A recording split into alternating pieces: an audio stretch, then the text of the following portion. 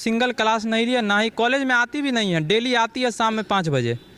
कोई भी समस्या हम लोग बात करने जाते हैं, हमेशा बोलती है मीटिंग में है, और हम लोग को ऑफिस में एंट्री तक नहीं दिया जाता और बाहर घंटों घंटों खड़ा रहते हैं, अंदर नहीं बुलाया लेकिन ना जाता। वो हमें अपडेट देना ज़रूरी समझती है, और जैसे हम लोग सारे स्टूडेंट बात करने जाते हैं तो फिर वो नाम काटने का बात करती है, धमकी देती है। हमारा ड्यूटी करते हैं, उसके बाद 1 घंटा एक्सटर्नल क्लास चलता है पावर ग्रिड में, जो कि MBBS वाले सर लेते हैं, और हम लोग के कॉलेज में जो ट्यूटर हैं कभी क्लास नहीं लेते हैं।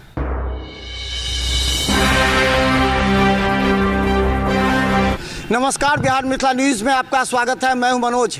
देखिए, दरभंगा DMCH में जब भी कोई गंभीर समस्या, गंभीर मुद्दा होता है, उसे जनता तक और प्रशासनिक अधिकारियों तक पहुंचाने के लिए हम खुद उतरते हैं मैदान में।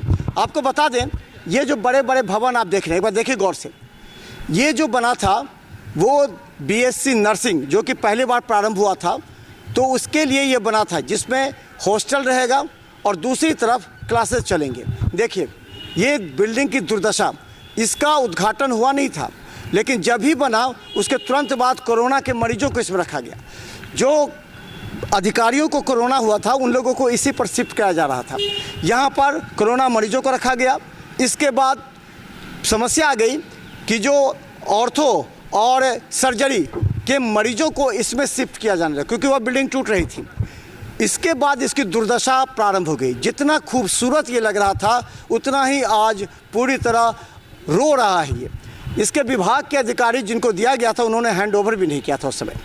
अब स्थिति ये है कि इसका पूरा बेसिन, पूरा आपको खिड़की, किवाड़ी, चौखट पूरा टूट फूट चुका है। और ये तमाम छात्र जो देख रहे हैं, ये पूरी तरह बेबस, लाचार हैं, क्योंकि इन लोगों से पैसे भी लिए गए थे छात्रावास के नाम पर, और छात्रावास इन लोगों को मिला नहीं। देखिए कितने संकट से गुजर रहे हैं। क्या समस्या है, क्या आप लोग को दिक्कत है, बोलिए। जब हम लोग कॉलेज में आए थे तब हमें ये बोला गया था कि हमें ये हॉस्टल अलॉट किया जाएगा। जब ये हॉस्टल हमें नहीं मिला तो उस पावर ग्रिड वाली बिल्डिंग में हमें 2 फ्लोर अलॉट किए गए, फर्स्ट और सेकंड। क्लासेस के लिए? क्लासेस नहीं, रहने के लिए फर्स्ट और सेकंड फ्लोर लड़की लोग को दिया गया है। लेकिन मैम ने सीनियर स्टूडेंट्स यानी लड़का लोग को सेकंड फ्लोर अलॉट कर दिया। उसके बाद उन्होंने ये स्टेटमेंट दिया कि फर्स्ट फ्लोर वो लड़की लोग को दिलवाएंगी। लेकिन कल जब हम लोग इस बारे में बात करने गए तो मैम ने डायरेक्टली हमारे मुँह पर कह दिया कि मैं भूल गई, मैं नहीं लेके जाऊँगी, और हॉस्टल का भी कोई रिगार्डिंग बात नहीं हो रही है हमारी, और इसको बनाने के लिए भी कोई आगे काम नहीं चल रही है। और जो भी हम लोग इस मामले में जब भी बात करने जाते हैं, अगर उन्होंने रिस्पॉन्सिबिलिटी लिया है तो उनकी जिम्मेदारी है कि 1 सप्ताह पे, 1 महीना पे हमें अपडेट दिया जाए कि किससे बात करिए, कब हमें मिलेगा, नहीं मिलेगा। लेकिन ना वो हमें अपडेट देना ज़रूरी समझती है, और जैसे हम लोग सारे स्टूडेंट बात करने जाते हैं तो फिर वो नाम काटने का बात करती है, धमकी देती है। अकेडमी आप पूछते हैं ना कि आप लोगों से पैसा लिया गया हॉस्टल के लिए जब एडमिशन हुआ था, तो ये 3rd बैच आप लोग का है, तो आप लोगों से पैसा लिया, तो उस पर क्या हो? उस पर कुछ नहीं कर रही है मैम। मैम हमें देने से डायरेक्टली मना कर रही है। वो उनके हाथ में कि वो हमें कितने जल्दी काम पूरा करवा के दिलवा सकती हैं, बट अगर उस पर वो काम ही नहीं कर रही है तो हमें कहाँ से मिलेगा? अब इसके आगे हम लोग क्या कर सकते हैं? अच्छा, ये बताइए कि आप लोगों की जो मुख्य समस्या है, तो उसके लिए कभी प्रिंसिपल अपने स्तर से क्या कर रही है?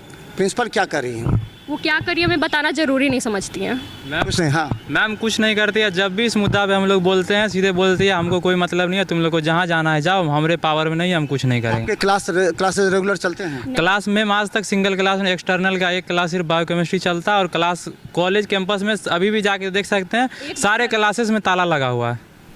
यहाँ तक कि पानी के फिल्टर में ताला मार के रखती है मैम। ना कभी लिफ्ट ठीक करवाती है, करप्शन के नाम पे सिर्फ पैसा लेती है, और हम लोग जब मांग उठाते हैं तो नाम काट देती है कॉलेज से। कॉलेज में नोटिस लग गया है, कल मेरे नाम का नाम काट दिया गया। अच्छा, देखिए, बताइए कितना दुर्भाग्य का विषय है ये BSc नर्सिंग, जिसके लिए बड़ी, हाँ एक मिनट, जिसके लिए बड़ी मतलब बहुत से स्टूडेंट में ये सपना था कि चले DMCH का ये बड़ा भवन यहाँ पर रहेंगे, लेकिन करें क्लासेस भी नहीं होते। क्लासेस एकदम नहीं होते क्या? एक दिन क्लास नहीं चलता मैम। तो क्यों? 2 ट्यूटर हैं और दोनों में से एक भी कभी क्लास नहीं लेते हैं। अभी 2nd सेमेस्टर में मात्र एक क्लास लिया गया है दीप्ति शाह मैम से। प्रिंसिपल मैम तो सिंगल क्लास नहीं लिया, ना ही कॉलेज में आती भी नहीं है। डेली आती है शाम में 5 बजे। कोई भी समस्या हम लोग बात करने जाते हैं, हमेशा बोलती है मीटिंग में है, और हम लोग को ऑफिस में एंट्री तक नहीं दिया जाता और बाहर घंटों घंटों खड़ा रहते हैं, अंदर नहीं बुलाया जाता है। अच्छा, ये बताइए कि आप लोग इसका देखें, इस भवन का क्या दुर्दशा है? ये तो आप देख ही रहे हैं कि नहीं मिला है अभी तक, क्योंकि अलॉट तो हम लोगों को होना चाहिए था और नहीं कर रहे हैं इसमें। तो एक बात तो हुआ था कि अलॉट हो जाएगा, इसको फिर विभाग को लिखा जाएगा, विभाग ठीक करके देगा, फिर अलॉट होगा। तो उसमें कह रहे हैं कि अब वही ट्रांसपेरेंसी नहीं है ना कि क्या चल रहा है, नहीं चल रहा है, हमें पता ही नहीं चल रहा है कि क्या चल रहा है इधर। ट्रांसपेरेंसी होनी चाहिए ना इसमें। आपके जो बीएससी नर्सिंग के प्रिंसिपल हैं उसके ऊपर भी तो कोई होगा, उन लोगों को क्यों नहीं आप लोगों ने हाँ। मैम बोलती है कि अगर सुपरिटेंडेंट के पास कोई नहीं जाएगा, ना ही सुपरिटेंडेंट के पास जाने देंगे, ना ही डीएम ऑफिस, कहीं भी जाना हमसे बिना फॉरवर्ड कराए एप्लीकेशन जाएगा तो हम नाम काट देंगे। ये बोलते हैं? हाँ मैम ओपनली बोलती है कि कहीं भी हमसे बिना फॉरवर्ड कराए एप्लीकेशन कहीं भी कोई जाएगा हम नाम काट देंगे। और हम लोग इस रिगार्ड में letter by post speed post से हम सब जगह भेजे हुए हैं, मेरे पास उसका रिसीविंग भी है। तो अब आप लोग को जब क्लासेस नहीं चलता तो फिर आप लोग क्या करते हैं? आते होंगे यहाँ तो क्या होता है, आप लोग क्या करते हैं? हम लोग खुद से रूटीन पर आते हैं? हाँ ड्यूटी पे मतलब जाते हैं, क्लिनिकल जाते हैं और उसके बाद मिलती है आप लोगों को? हाँ क्लिनिकल ड्यूटी जाते हैं हम लोग क्लिनिकल से क्लिनिकल कितने बजे से? क्लिनिकल 8 से 12 ड्यूटी करते हैं, उसके बाद 1 घंटा एक्सटर्नल क्लास चलता है पावर ग्रिड में जो कि MBBS वाले सर लेते हैं। और हम लोग के कॉलेज में जो ट्यूटर हैं कभी क्लास नहीं लेते हैं।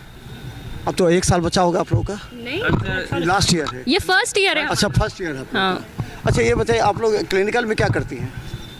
क्लिनिकल जो आप लोग को ड्यूटी दिया जाता है क्या क्या करती हैं आप लोग?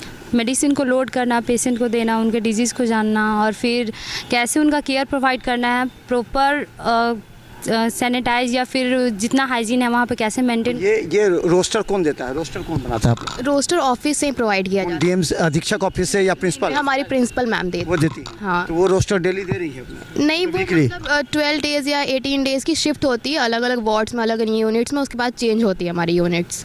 अच्छा अगर आप लोग का फर्स्ट ईयर है अभी तो फिर एग्ज़ाम का क्या होगा, कैसे क्या होगा उसका? खुद ही पढ़ते हैं, सेल्फ पढ़ते हैं हम लोग, सेल्फ पढ़ते हैं, कोचिंग लेते हैं, ऑनलाइन कोचिंग से पढ़ के फिर पास होते हैं। यहाँ पे तो आप देख ही रहे हैं। कितने आप लोग को फीस लगा होगा, कितना फीस लगा होगा? फीस यहाँ का हम लोग का कॉलेज का फीस है 0, लेकिन मैम के द्वारा 10-10 हज़ार रुपया लिया जाता है। 1800 एफिडेविट के नाम पे 8200 रुपया लिया जाता है, जिसमें से 5000 ड्रेस का रहता है और 3200 रहता है हम लोग का रिफंड, मतलब स्टूडेंट वेलफेयर फंड। लेकिन वेलफेयर जो भी है कुछ वेलफेयर नहीं है और हम लोग इस पैसा का बार बार रिसीविंग मांगते हैं, ना ही रिसीविंग मिलता है ना ही रिफंड होता है। और इसके लिए कल हम लोग एप्लीकेशन भी लिखे हैं कि 3200 हम लोग को रिफंड चाहिए। इस एप्लीकेशन में लिखे और हर स्टूडेंट साइन भी किए हैं, तो ये एप्लीकेशन मैम नहीं लेती है। जब एप्लीकेशन देने गए तो मैम ऑफिस में बोली मीटिंग है, नहीं मिले और हम ये एप्लीकेशन सबमिट नहीं हुआ है। तो चलिए इन तमाम स्टूडेंट्स के जो गंभीर मुद्दे हैं, जहाँ देखिए इन लोगों का क्लासेस भी नहीं होता है, इन लोगों से पैसे भी लिए गए, इन लोगों ने बिहार स्तर पर जो एग्जामिनेशन था उसको पास करने के बाद उन लोगों का आज नामांकन हुआ है बीएससी नर्सिंग में। और बीएससी नर्सिंग में जब इन लोगों का एडमिशन हुआ तो इन लोगों का कहा जाता है बीएससी नर्सिंग जूनियर डॉक्टर के समान है। इन लोगों का जो कार्य प्रणाली है वो डॉक्टर के समान है, डॉक्टर के बराबर इन लोगों का। इसलिए इन लोग आप लोग का क्या वर्ष का होता है? 4 साल का। तो 4 वर्ष का इन लोग का कोर्सेज होता है और ये 4 वर्ष में इन लोगों का क्या क्लासेस हुआ आप लोगों ने सुन लिया। से हमें दुर्भाग्य इस बात को लगता है कि बीएससी नर्सिंग के जो प्रिंसिपल हैं, जो हमें लगता है कि 1 साल पहले शायद ज्वाइन की होगी है, शायद हमें 1-2 साल से है। 2 साल से प्रिंसिपल हैं और 3 साल से यहाँ पे ज्वाइन करके वो कार्य कर रहे हैं।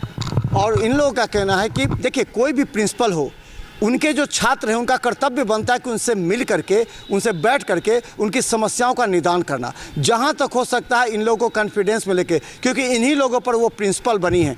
अगर इन लोगों का कैरियर नहीं बनता, इन लोगों की पढ़ाई नहीं होती है, इन लोगों को सही तरह के सुविधा से रखा नहीं जाता है तो ये लोग अपना भविष्य अंधकार में समझते हैं। तमाम बातों को लेकर के हम आज निश्चित तौर पर अधीक्षक से, हाँ क्या बोले, मतलब सरकार की तरफ से, बिहार सरकार की तरफ से हर महीना 1500 मिलना है कॉलेज में, लेकिन स्टाइपेंड के लिए, पढ़ाई के लिए।